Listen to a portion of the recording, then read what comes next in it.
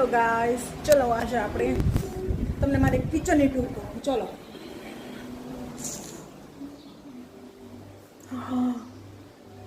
Tour કરાવવાના જગ્યાએ અહીંયા કેવું થઈ ગયું છે, બધું ઉભરાઈને બહાર આવી ગયું છે. મેં આજે દાળ બનાવી હતી, પણ તમે હાલત જોઈ શકો છો મારા કિચનની કેટલી ગંદી મેં કરી નાખી છે.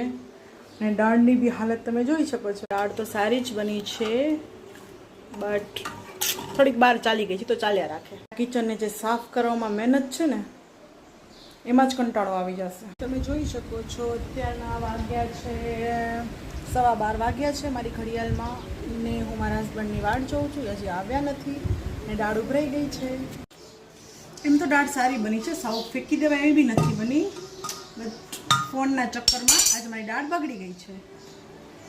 જેને સાફ કરવામાં મને ફૂલ જ કંટાળો આવવાનો છે, જેને કોઈ જો નથી. ઓછું કામ કરવાના જગ્યાએ મારું કામ વધી ગયું છે.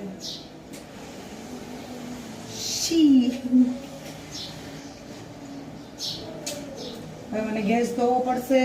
ઉપર છે તમારું કામ કેટલું બધું વધી ગયું એક દાળ ઉભરાઈ જવાના ચક્કરમાં. ને ખાસ જો મારે આજે જરા બહાર જવાનું હતું ને એના ચક્કરમાં મને આજે મોડું થઈ ગયું છે.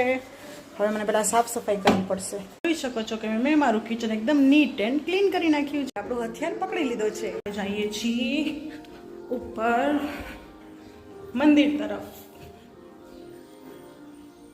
જોઈ શકો છો હવે ભગવાનની થોડી સાફ સફાઈ કરી, એટલે ભગવાનના મંદિરની સાફ સફાઈ કરી નાખીએ આપણે. મારા મંદિરની ટૂર કરાવું. જો અમારા માતાજી છે મોગલમાં, જેને હું બહુ જ માનું છું, અને આમના વગર તો આપણો ઉદ્ધાર નથી. ને અમારા ઈષ્ટદેવી છે ખોડિયારમાં, પછી છે અમારા કુળદેવીમાં ચામુંડમાં, ને અમારા ગનુ બાપુ. બધા સાથે આપણે લાવી સેલ્ફી નો વ્યૂ છે. જે અત્યારે ફૂલ તડકો છે ને રૂકા બાવળિયા છે. અમારા કચ્છમાં મોસ્ટ ઓફ બાવળિયા જ હોય છે. આ રૂમ પણ નીટ એન્ડ ક્લીન કરી નાખ્યો છે. ભગવાનને એકદમ નીટ એન્ડ ક્લીન કરી નાખ્યા છે. મારવાનું નથી ગમતું તો પણ કરવું પડે છે, શું કરી, મેરેડ લાઈફ જ આવી હોય. ફાઇનલી બધું જ કામ ખતમ.